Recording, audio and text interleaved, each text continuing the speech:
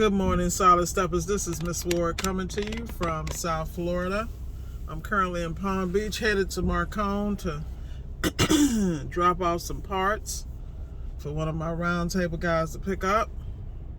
Let me tell y'all something. I was having a serious, and I mean serious, conversation with myself about training.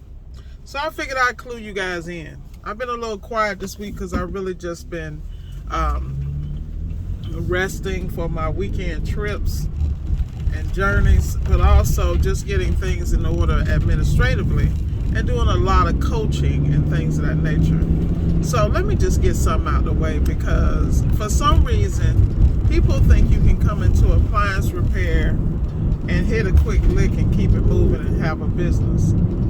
I mean, I don't know any business that you can get in, not be trained properly, and be successful. So I am here to tell you what everybody else won't tell you. Rule number one in appliance repair: it is imperative that you are trained. The reason you are not successful is because you do not know what you're doing. All right, so prime example. Last night, I'm chilling with Richard, and chilling with Richard, and I'm going through the refrigeration cycle. So we have a refrigerator here, testing it to see, put the gauges on it, see what the pressures are, then going through and checking the temp on the condenser and evaporator, checking the frost pattern, all that type of stuff on a basic top freezer mount, okay, refrigerator, basic as it comes. Why am I doing this? Because the reality is I refuse not to know from the very basics to the high end how something not only works, but how to repair it properly and not have to have a recall, how to diagnose it right the first time. So I have no problem with constantly training. Every week I am training. And I move a lot differently than most people because I build my life and my business around my ability to do things on my own. Yes, I use subcontractors and I hire people to do a lot of things. But the reality is there's always going to come a day when you're stuck. So I am very, very hands-on. At the same time, I can't sell a service or business that I do not understand. I cannot be confident in the repair, and that will translate to my relationship and conversations with the clients and customers. And so this is what people don't understand. We are past the days of faking it till you make it. You better get some training. Like yesterday, I had an opportunity to speak to some of the students in Brandon and Richard's class, TMM Academics. They were there for the SEAL system training class. And two of the guys in that class were a part of my actual coaching program. So at the end of the day, let me explain something to you. Please get some training. Understand your business. Understand the business side and understand the technical side. Because if you don't understand, you're going to be lost. Rule number one: if you are a one-man show and you are in the truck and you're trying to diagnose these jobs before you get there, let's just say in a perfect world, you did your pregame. Triaged everything, went through the scenarios, pulled the service manuals, did everything you needed to do to be successful, right? And you get in there and get a glitch. How are you going to figure out the damn glitch if you do not understand how the appliance works?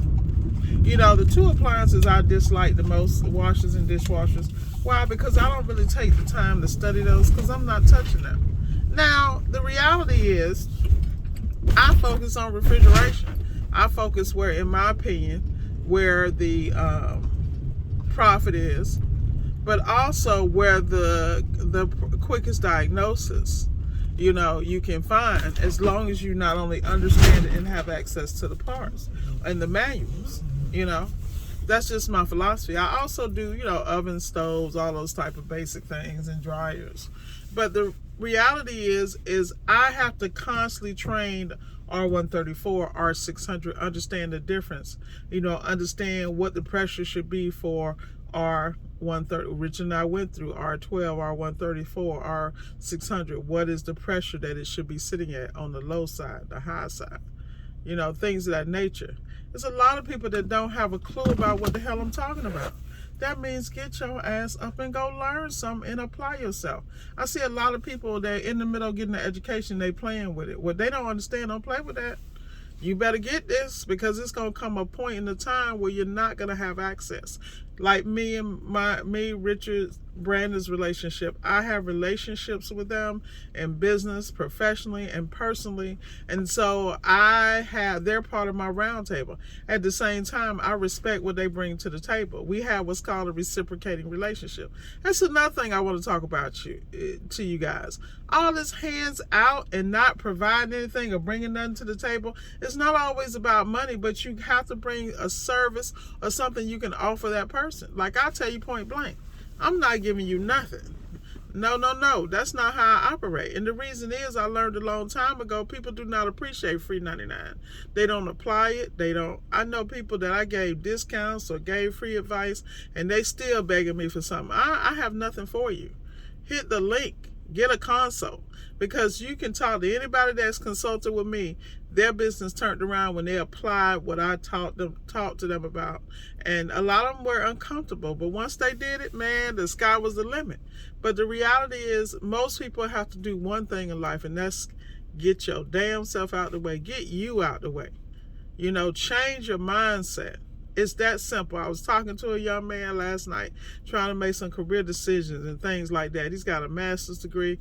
He just got into appliance repair, and what he's trying to reason and analyze. And I told him, I said, let me tell you something. What's for you is for you. Whatever you've been given to in your heart by God is yours. Not everybody's going to understand that, because it's not their call on their life, and you shouldn't feel any kind of way about it. Just step forward in faith and do what you got to do. And that goes for everybody. Right now I'm on my way up to Gainesville to knock out a job. After that, I'll be in Valdosta. After that, I'm going to be in Cape Coral. Not Cape Coral. I'll be in Panama City. Then after that, Miramar Beach, Destin, and then I'll be rolling back to Cape Coral. When I go on these trips, I have to be prepared at another level, because I don't have my safety net with me. And that's just game. That's called pushing yourself to the next level and making it happen. So like I said, people, stay focused, stay blessed. Please get your training. I cannot stress that enough. I'm actually listening to Master Samurai. I'm listening to one of the webinars on circuit analysis.